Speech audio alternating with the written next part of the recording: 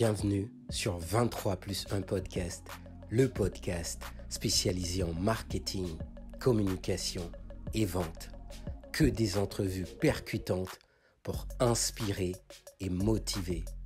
Reste branché. Oui, bonjour à toutes et à tous. Bienvenue sur 23 plus 1 podcast, votre podcast spécialisé en marketing, communication et vente. Que des entrevues percutantes pour vous inspirer et motiver. Je suis votre coprésentateur Max, accompagné de mon cher ami Jeff. Bonjour tout le monde, salut Max, comment ça va aujourd'hui?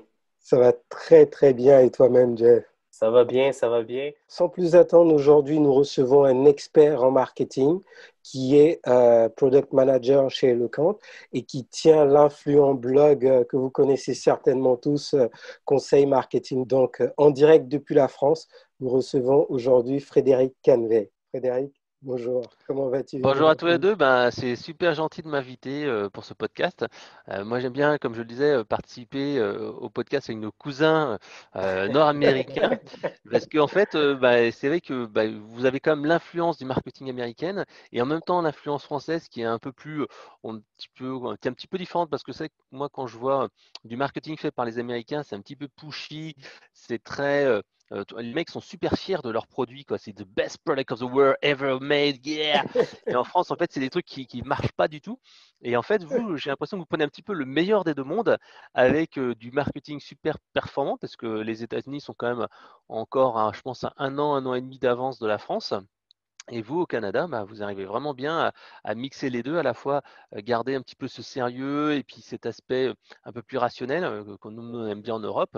Et en même temps, vous avez accès aux meilleures techniques et aux meilleurs outils. Et c'est vrai que le fait d'avoir vraiment cette double langue, l'influence anglaise et française, je trouve que c'est vraiment intéressant parce qu'en France, tu as beaucoup de marketeurs qui ne maîtrisent pas la langue et ils ont vraiment du mal avec certains outils.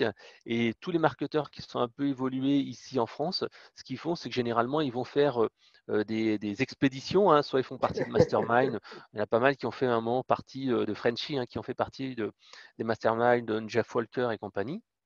Et généralement, ce qu'ils font, c'est qu'ils ils vont aux States, ils apprennent des trucs et ils reviennent en France et les appliquent. Et c'est Et pour ça que ramène. généralement, on a un an et demi de retard, quoi. Voilà.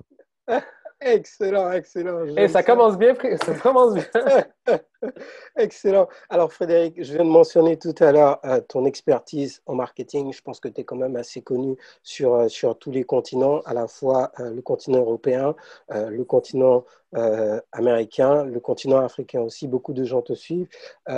Quelqu'un qui aujourd'hui aimerait en savoir davantage sur Frédéric, parce que on connaît Frédéric d'un point de vue professionnel avec toute l'expertise, mais d'un point de vue personnel, c'est qui Frédéric aujourd'hui?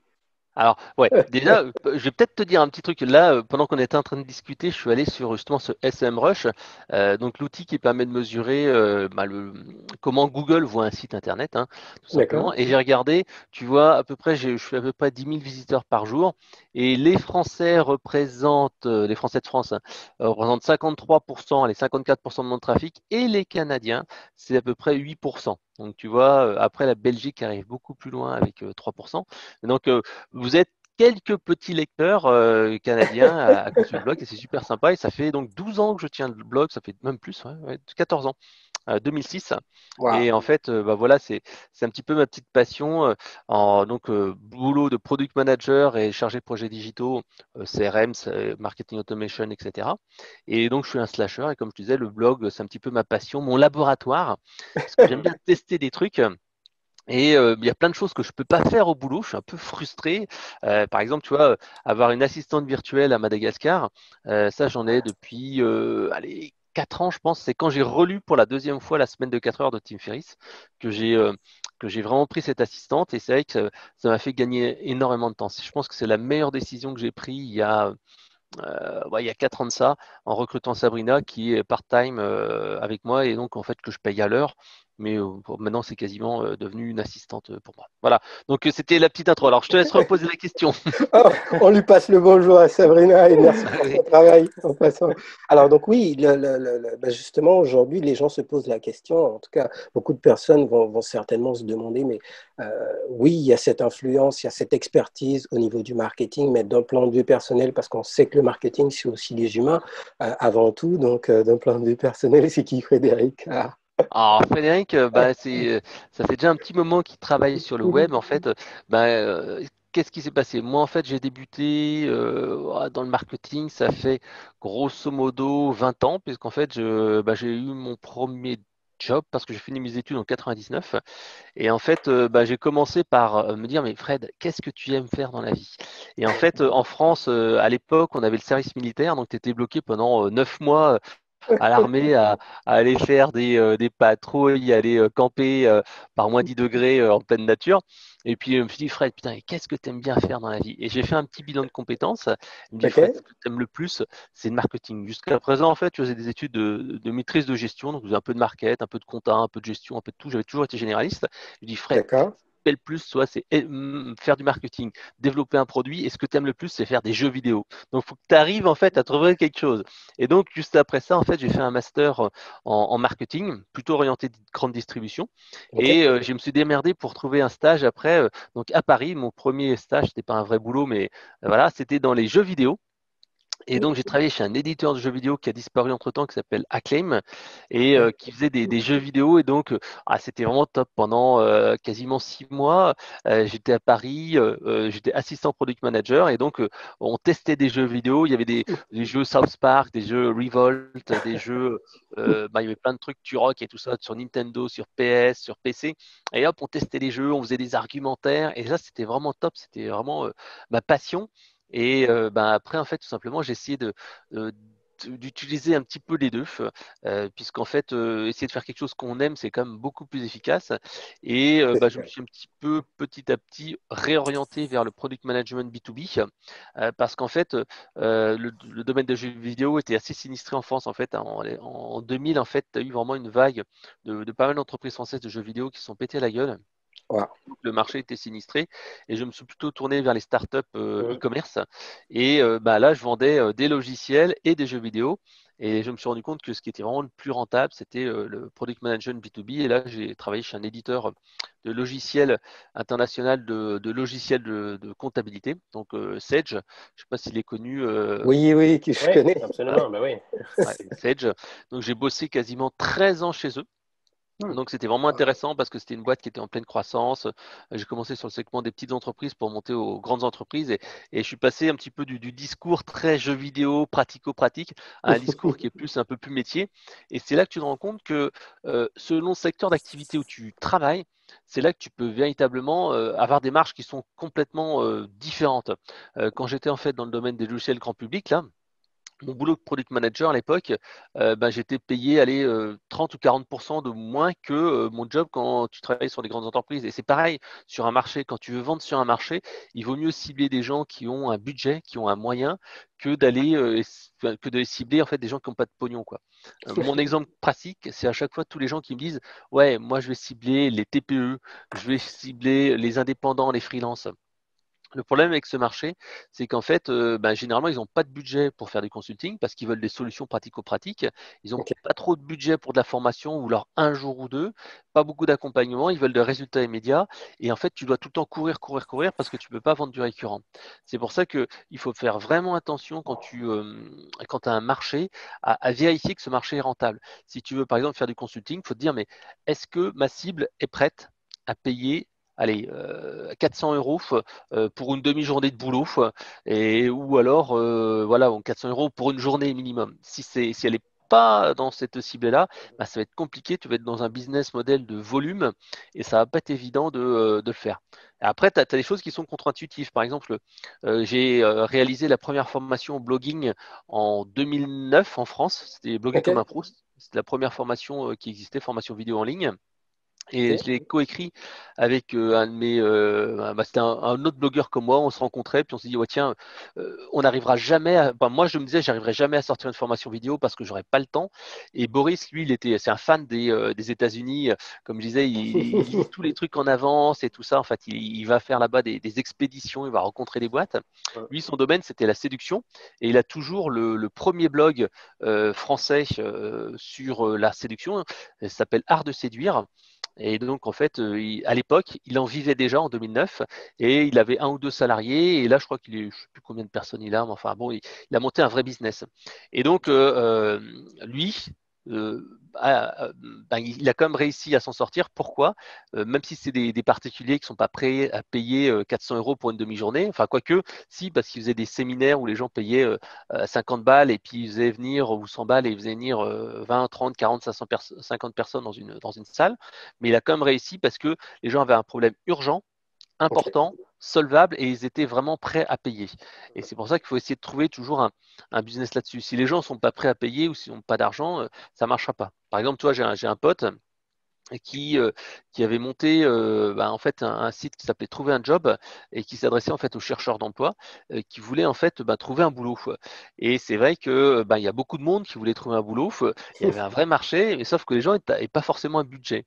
Et pareil pour le coaching, toi, tu as pas mal de gens qui se mettent dans le coaching pour aider les gens à trouver leur sens, leur carrière et tout ça. C'est vrai que c'est intéressant, mais les gens n'ont pas forcément un budget important. C'est pour ça que parfois il vaut mieux cibler sur non pas les gens qui savent pas un petit peu ce qu'ils veulent faire, etc., mais des gens qui sont en réorientation, c'est-à-dire ils sont partis d'une boîte avec un petit pactole où ils ont été licenciés puis ils ont un peu d'argent, ou ils sont partis avec une rupture conventionnelle en France. Et là, ces gens-là ont de l'argent et tu peux les aider, etc., parce qu'ils ont un budget. Voilà. Donc moi, je dirais, ce qui est important de faire, c'est identifier un marché avec un besoin urgent, important et solvable. Excellent. Et là, on voit l'expert. Mais moi, j'ai une question. Quand Frédéric était tout jeune, à quoi est-ce qu'il rêvait? Ah ben, il rêvait aux jeux vidéo et à Internet. Tu vois, c'était vraiment ça. Après, il y a beaucoup de gens qui disent ne suis pas ta passion. Parce qu'en fait, le problème, D'accord. c'est que si tu suis ta passion, tu vas pas forcément gagner beaucoup d'argent. Un autre exemple, j'ai une de mes collègues de bureau, qui est Armel, dont la mère, en fait, est prof d'anglais, non, prof d'espagnol ou d'anglais, non, d'anglais, je crois, elle doit être prof d'anglais. Et en fait, qu'est-ce qui se passe? C'est que elle aime bien faire des langues et elle se fait une petite association. À la fin, elle a en fait une association, c'est pas une entreprise. Elle a pris un statut d'association en France, donc c'est quelque chose qui est plutôt non commercial. Et en fait, elle bosse, elle trime, elle fait des heures et des heures. Elle a des cours, mais elle gagne pas d'argent. Pourquoi? Parce qu'elle n'a pas réussi à switcher d'une mentalité passion à une mentalité business. Et moi, en fait, c'était un gros problème.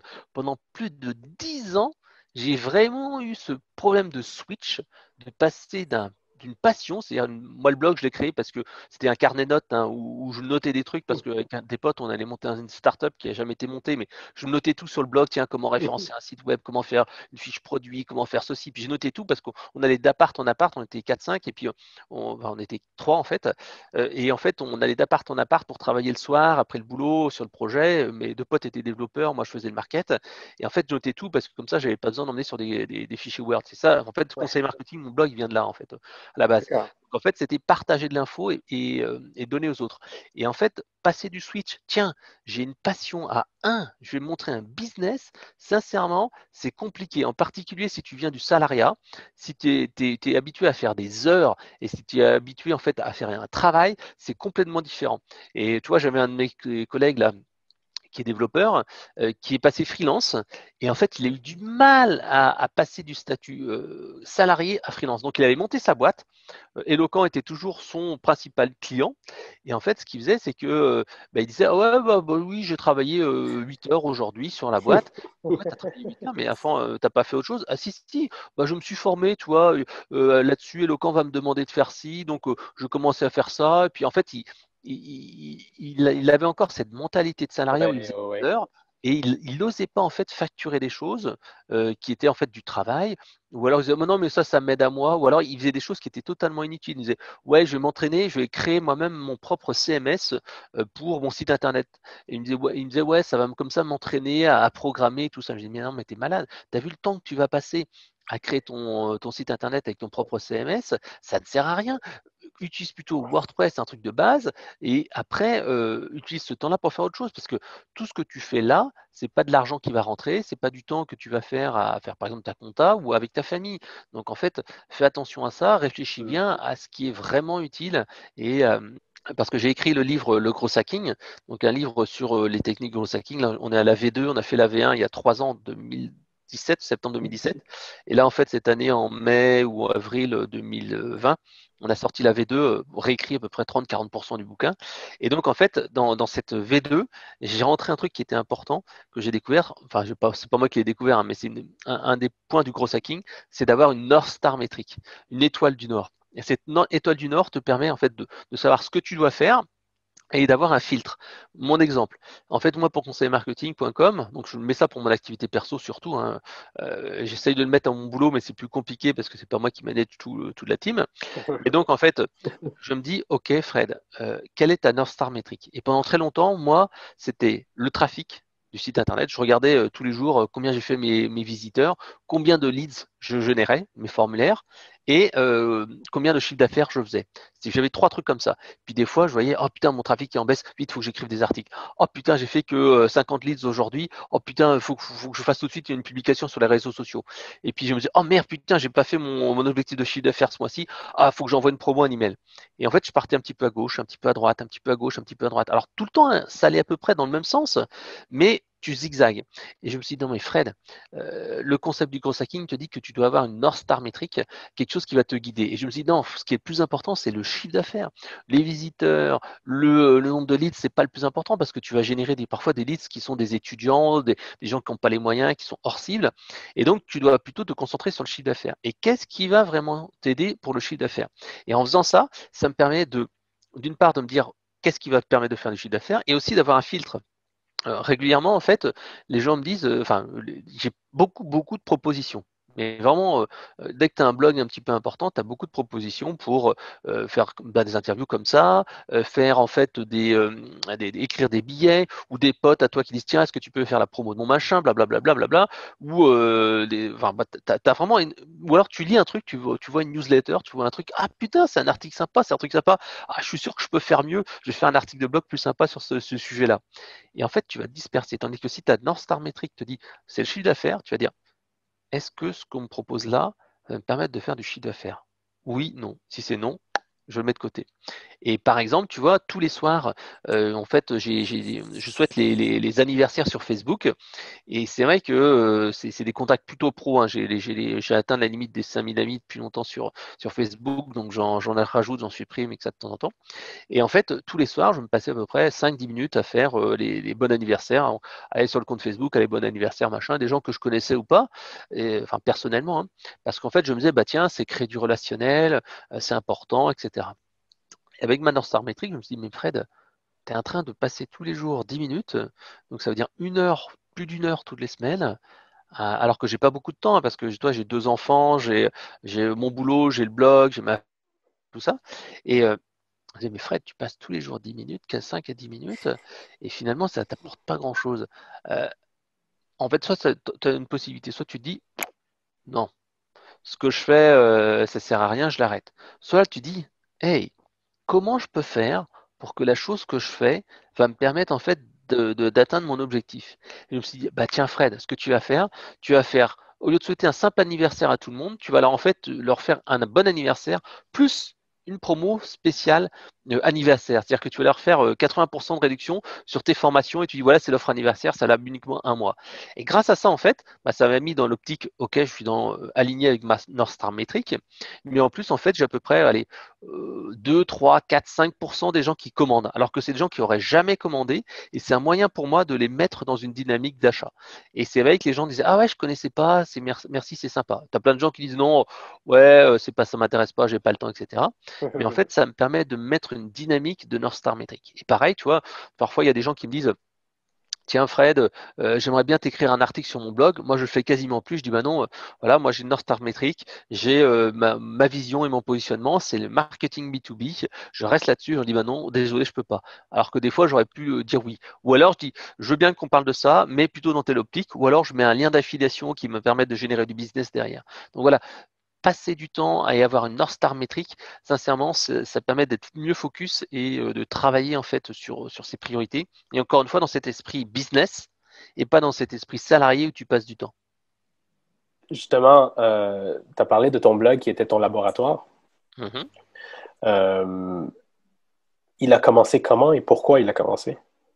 Alors oui, comme je le disais tout à l'heure, en fait, j'ai commencé en 2006 sur blogueur.com parce qu'en fait, avec trois potes, on voulait monter une start-up. Et donc, ben voilà, moi, je devais m'occuper du market. Et à l'époque, en 2006, en fait, ben, t'avais rien. Sur Internet, il n'y avait rien du Mm. tout. Donc, tu avais juste des bouquins et puis tu avais ta propre expérience. Et donc, moi, j'étais en train de préparer le site web, j'étais en train de justement monter un blog pour ce site-là, pour préparer en fait la sortie du produit. Et en fait, petit à petit, en fait, mes potes ont un petit peu lâché le projet parce que en fait c'est le problème de certains développeurs, ils veulent tout le temps refaire la roue.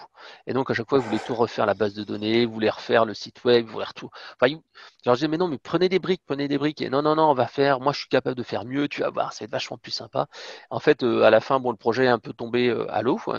Et moi en fait le blog conseil marketing que j'ai créé pour mon aide-mémoire, mon vide-poche, bah, finalement il est resté, ça m'a fait plaisir de rentrer des trucs. Et puis à l'époque en fait en 2006, quand tu crées un article de blog avec vraiment de la valeur ajoutée, avec vraiment des Ouais. exemples, et ben en fait, tu cartonnais. Alors maintenant, c'est devenu totalement impossible. Le niveau, c'est vraiment élevé. Par exemple, tu vois, il y a, ouais, il y a en même 5 ans de ça, tu pouvais faire un article de 700, 1000 mots pour pouvoir espérer ressortir dans les recherches. Maintenant, dans le domaine du marketing, allez, 1500 mots, c'est vraiment le minimum. Et pour espérer ressortir bien sur les moteurs de recherche, moi, j'essaie toujours de faire des articles de 2000, 2500 mots. Et avec ça, en fait, tu peux vraiment Okay. ressortir. Et moi, je trouve que vraiment, le marketing est devenu hyper technique, est devenu hyper complexe. Même moi, tu vois, j'ai du mal à tout maîtriser. En fait, on parle souvent en gros hacking, dans le bouquin, j'en parle, c'est le T-shape. C'est-à-dire qu'en fait, tu peux avoir, il faut que tu connaisses un peu de tout et puis que tu sois plutôt bon dans un ou deux secteurs. Et en gros hacking, moi je connais pas mal de gens qui sont T-shape. Par exemple, moi je suis plutôt orienté content marketing, plutôt on va dire aller un peu de SEO, mais c'est pas, je suis pas hyper technique en SEO. Mais je suis content marketing, rédaction de contenu, vidéo, communication. Et voilà quoi, je connais un petit peu d'AdWords, je fais un petit peu de trucs, un petit peu de Facebook Ads, mais je suis pas très bon là-dessus. Et par contre, je connais des potes qui sont hyper bons en technique. Mm. C'est-à-dire que ce sont je connais un pote, Fabien de PixGeek, hein, ou Pix Network, ou même Mickaël Monjour ou Luc Moussier. En fait, ce sont des gens qui sont un- pas tout à fait T-shape, mais ils sont super pointus. Par exemple, tu vois, Fabien, il est hyper SEO. Mickaël Monjour, mais c'est un développeur et il développe ses propres outils. Et puis Luc, il est plutôt sur aussi l'optimisation SEO. Donc en fait, eux, ils sont très bons dans un domaine et ils connaissent un petit peu des autres. Et donc, ça devient hyper technique et c'est pour ça que moi, je me dis que c'est encore possible de réussir maintenant sur Internet parce qu'en fait, c'est devenu tellement pointu, tellement précis, il y a tellement de canaux que tu peux te débrouiller si tu es bon dans un domaine.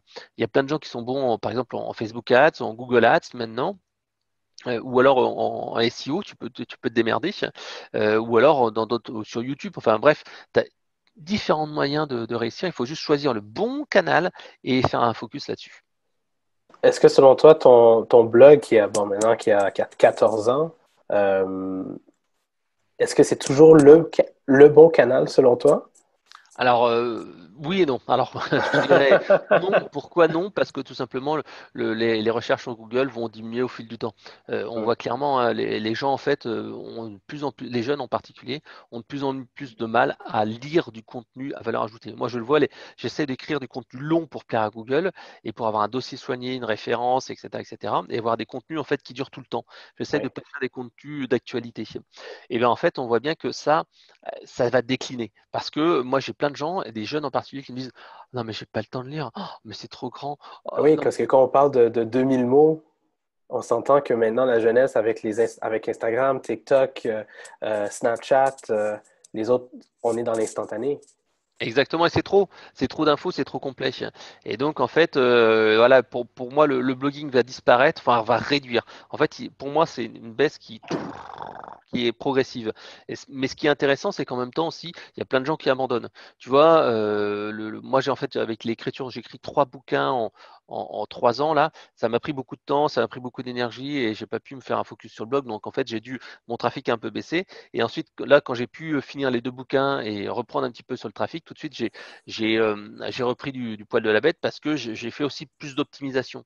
Donc en fait, j'utilise RankMath SEO qui me permet en fait d'aller optimiser pas mal de trucs. J'ai optimisé la vitesse. Enfin, il y a vraiment plein de trucs à faire, c'est beaucoup plus technique. Mais donc le référencement, parce qu'un blog, c'est le référencement Google, hein. Il y a pas d'autre chose à se dire, c'est vraiment le référencement Google.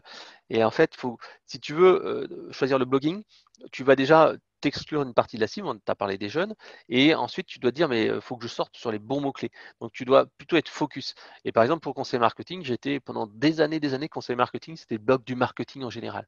Et là maintenant, j'ai fait un focus en faisant marketing B2B. Et maintenant, moi, si je devais me relancer une nouvelle fois, bah, je ferais plus marketing B2B, je choisirais, enfin j'ai 3 thématiques, hein. Moi, je choisis en fait l'expérience client, parce que c'est mon boulot, hein, l'expérience client. Je choisirais le growth hacking et je choisirais éventuellement le blogging. Mais en fait, je me serais beaucoup plus focus sur certaines niches parce qu'en fait, tu peux plus être généraliste comme moi. Et moi, c'est un problème souvent que j'ai avec le blog, c'est que les gens se disent, mais conseil marketing, c'est la référence dans quoi? Les gens maintenant, ils veulent, c'est un peu comme pour les chanteurs. Pour les chanteurs, en fait, bah, généralement, tu as une référence. Tu dis, mais quel est le meilleur chanteur de rap? Quel est le meilleur chanteur de, je sais pas, de hip-hop? Quel est le meilleur chanteur de, je sais pas, de musique classique? Et en fait, les gens disent, ah ouais, c'est celui-là, celui-là et celui-là. Et en fait, on arrive à une starification des professions. Et dans le marketing, c'est pareil. Si tu dis, bah, tiens, quel est le meilleur spécialiste de Google, tiens, de Facebook Ads? Facebook Ads, tu diras, tiens, Danilo Duchesne, il gasse pas mal, ouais, il fait partie des premiers. Tu dis, tiens, quel est le meilleur gars sur la vente? Ah, tu peux te dire, ah, je sais pas, c'est peut-être Michael Aguilar. Ou, attends, comment il s'appelle? Ah, il y en a un autre qui est vraiment, enfin, bref, Victor Cabrera qui est bon aussi. En fait, tu arrives à une starification, il faut être capable d'être dans ce top, de se dire, tiens, le marketing B2B, ah, c'est qui le meilleur, quoi. Et donc, le blog est un moyen de créer de la crédibilité et aussi de bouquins. Et il y a beaucoup de gens maintenant qui se mettent à écrire des bouquins parce que Oui. écrire un bouquin, en France en tout cas, ça permet en fait d'avoir un statut d'expert. Tu vois, par exemple, mon bouquin, Le Gros Hacking, que j'ai écrit il y a 3 ans, on l'a coécrit à deux. Encore une fois, tu vois, c'était le même principe. Je me disais, merde, en fait, il y a Duno qui m'a contacté, c'est un éditeur français, qui m'a dit, tiens, on voudrait vous contacter pour écrire un bouquin sur le blogging. Je leur ai dit, non, un bouquin sur le blogging, moi, en fait, le blogging, c'est juste un canal. Je ne veux pas faire un truc, gagner de l'argent avec un blog, ça ne me sert à rien. Par contre, je leur ai dit, il y a une thématique qui monte fort. Moi, ça m'intéresse un peu. J'ai regardé un peu les premiers trucs, c'est le gros hacking. Ils m'ont dit, ah ouais, bon, on va regarder. C'est vrai qu'ils ont vu qu'il y avait un peu de tendance là-dessus. Et donc j'ai écrit le bouquin, je me suis vraiment spécialisé, j'ai passé du temps à me former, à lire d'autres trucs, etc., etc. Et c'est comme ça en fait que je suis devenu entre guillemets, j'ai pas une référence, mais je suis devenu connu sur ce sujet-là. Et c'est devenu un point fort du blog là-dessus. Et donc voilà, c'est en se spécialisant qu'on arrive en fait à sortir du lot. Et donc moi j'invite tout le temps les gens plutôt à se dire, sortez pas un énième blog sur le marketing, mais essayez de trouver un truc qui a de la valeur. Après, il faut aussi non plus de pas trop. Encore une fois, il faut s'adresser à un marché qui a une demande et qui a un certain volume. Par exemple, j'ai quelqu'un là qui m'a dit, tiens, je vais lancer un blog sur Google Analytics. Et je lui dis, bah ouais, ça me paraît une bonne idée. Mais je lui dis, est-ce que les gens sont prêts à payer pour avoir de l'optimisation Google Analytics? Est-ce qu'il y a un vrai marché? Est-ce qu'il y a un vrai volume? Et c'est vrai qu'il s'est rendu compte au bout de quelques mois que c'était un peu trop technique. Les gens cherchaient pas en fait à payer ou avoir autant de spécificité sur Google Analytics parce qu'ils exploitaient qu'une petite partie ou alors faut être Google Analytics plus d'autres choses sur l'e-commerce par exemple, l'optimisation de l'UX. Ouais. Excellent. Et justement, moi, je regarde toute cette expertise-là, toutes ces expériences que tu nous partages, tout ce flot de connaissances. Si j'en viens aujourd'hui à te demander, Frédéric, avec toute cette belle carrière que tu as eue, que tu as encore et qui est encore à venir, quelle est ta plus belle expérience? En tout cas, du moins, quelle est la réussite, si je peux appeler ça ainsi, quelque chose qui te fait le plus plaisir, ce serait quoi pour toi aujourd'hui? Alors je dirais c'est mes 2 filles, mais ça c'est plutôt du personnel. Alors c'est pas facile en fait parce que tu vois, quand tu as monté un blog, c'est monter une entreprise. C'est réussir à perdurer dans la durée et continuer D'accord. à être motivé à vouloir le faire. Et pour cela, en fait, je pense ce qui est le plus important, c'est les routines. Moi, j'essaie vraiment de me faire des routines et c'est vraiment la clé du succès. Par exemple, je me dis bah, tous les lundis ou mardis, enfin une fois par semaine, il faut que j'ai un article de blog. Et que j'ai un article de blog qui est intéressant et que je me dise moi-même, waouh, Fred, si j'avais lu cet article-là, eh ben, moi-même, j'aurais appris quelque chose. Et tant que j'ai pas cet aspect, waouh, Fred, ah, même moi j'ai appris quelque chose parce que non seulement j'écris un article, j'essaie de réfléchir un peu, et je vais faire aussi de la recherche documentaire à l'extérieur. Donc voilà, donc qu'est-ce que je suis le plus fier? Bah, c'est quand en fait il y a quelqu'un qui me dit, ah ouais, Fred, ah, j'ai appris un truc, c'est vachement sympa. Et Mais si je veux revenir sur le Frédéric, c'est un passionné du marketing, on l'entend on l'entend dans ton partage. Sinon, c'est quoi tes autres passions? Est-ce qu'il y a des choses qui t'animent justement au-delà de ton travail de tous les jours? Les jeux vidéo, j'en fais quasiment plus. Toi, je jouais un peu de Clash of Clans de temps en temps. En fait, ce qui s'est passé, c'est qu'il y a mon neveu qui m'a demandé un peu de l'aide à un moment donné sur un jeu vidéo. Et là, j'étais pris dedans et j'ai commencé à me remettre dessus. Mais les jeux vidéo, non, j'ai quasiment arrêté parce que, en fait, ce qui se passe, c'est que ma passion, c'est justement devenu mon blog. Il y a plein de gens qui me disent, est-ce que tu fais du sport? Est-ce que tu te balades? Est-ce que tu fais des choses? Non, moi, ce qui m'intéresse, c'est plutôt écrire mon blog. Et vraiment, pour moi, c'est une passion, c'est une vraie passion, c'est une fierté. Après, il faut faire Complètement. attention. Et justement, avec mon coach, ça, si c'est quelque chose que je vous recommande de faire, c'est qu'en fait, à peu près une fois par mois, même une fois par mois, pendant la pause déjeuner, en fait, avec Raphaël, on se co-coach. C'est-à-dire qu'en fait, on passe 45 minutes à parler de mes préoccupations et 45 minutes à parler de ses préoccupations. Et donc, en fait, grâce à ça, en fait, ça permet d'avoir une vision externe et d'essayer d'un petit peu avoir quelqu'un qui va te donner des conseils sans être trop, enfin, en étant un petit peu distant, en prenant de la hauteur. Et justement, il m'a dit un jour, Fred, mais attends, est-ce que le fait d'avoir ton blog, c'est pas en fait que tu cherches un peu de la reconnaissance et que tu cherches en fait à être reconnu ou à régler je sais pas, un truc personnel ou un truc comme ça. Et c'est vrai que tu dis, ouais, peut-être qu'il y a une notion d'ego. Et donc, il faut faire attention à tout ça, d'essayer de pas trop surcompenser un domaine par l'autre. Moi, je connais plein de gens qui sont super bons dans des associations ou dans des trucs parce que dans leur boulot, en fait, ça se passe moyennement ou ils sont pas très contents. Et moi, c'est vrai qu'à un moment donné, j'étais très frustré de mon boulot parce que quand je travaillais chez Sedge, hein, l'éditeur international, et ben en fait, j'étais frustré, je pouvais pas faire ce que je voulais. Et en fait, le blog me donnait cet espace de liberté et cet espace de communication où j'étais libre et je pouvais vraiment faire tout ce que je voulais. Voilà, donc ma passion, en fait, c'est simple. J'essaye d'équilibrer du mieux possible en fait ma vie perso et ma vie pro. Et donc, j'essaye de gérer du temps de prendre du temps avec mes filles. Et ça, c'est pas facile parce qu'en fait, quand tu as un boulot et que tu as un autre boulot derrière avec le blog, c'est pas facile parce que tu as toujours plein de trucs, tu penses à plein de choses. Et cette année, j'essaye de faire un effort de me dire, essaye de vivre l'instant présent. C'est-à-dire que quand tu es avec tes filles, tu penses pas du tout au boulot et tu essayes d'être à 100% et tu essayes de ne pas être préoccupé par les autres choses. Et c'est comme ça, être focus tout le temps sur un truc. Et autrement, au niveau passion, non, tu vois, moi, ce qui m'intéresse, quand j'ai un petit peu de temps libre, je publie un truc, je tweet, je like, etc., etc. Donc pour moi, en fait, c'est tout simplement une passion. On arrive, nous, maintenant, à ce qu'on appelle la minute signature, qui est une minute où tu nous partages euh, une phrase d'inspiration, de motivation. Qu'est-ce que tu veux partager avec nous actuellement, avec tous ces Alors, changements qu'il y a, mm, bien entendu, dans le marketing? alors moi, en fait, s'il y a une chose qu'il faut retenir, c'est une de philosophie du growth hacking que je ressors dans le bouquin, c'est plutôt fait plutôt que parfait. Et vraiment, c'est une mantra en tant que growth hacker. Il y a plein de gens en fait qui osent pas se lancer, qui attendent d'avoir un truc parfait, etc. On parle toujours de l'expérience opérationnelle. Le problème de faire ça, c'est qu'en fait, on repousse.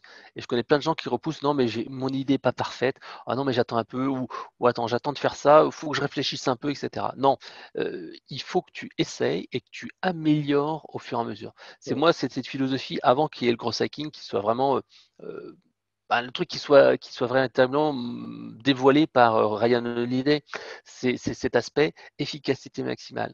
Dire que tu fais un truc, c'est pas grave. Si c'est pas exceptionnel dès le départ, au moins te lances et tu fais le truc. À chaque fois que j'ai fait quelque chose, j'essaie de faire comme ça. Ou alors de travailler avec une autre personne qui est complémentaire. Le premier bouquin, le Gros Hacking, tu vois, je l'ai coécrit avec une autre personne parce que j'ai cherché d'abord à avoir 4 personnes. On devait être 4 à écrire le bouquin. Il y en a un qui m'a lâché tout de suite, l'autre qui m'a lâché après, et l'autre qui m'a dit non, moi je peux pas, mais par contre je peux recommander une autre personne. Et donc en fait, et la première formation vidéo, c'était aussi pareil. C'était, je me disais mais j'y arriverai jamais. Donc commencez vous-même à faire quelque chose, commencez petit, mais lancez-vous. C'est vraiment important. Lancez-vous, fait plutôt que parfait, et vous améliorez les choses au bout d'un moment. Fait plutôt que parfait.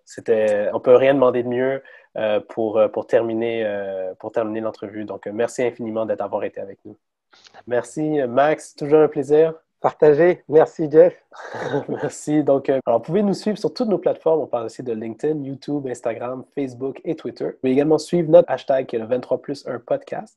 Alors, encore une fois, merci à tous d'être avec nous et on se voit la semaine prochaine pour un autre épisode du 23+1 podcast. Merci. À bientôt.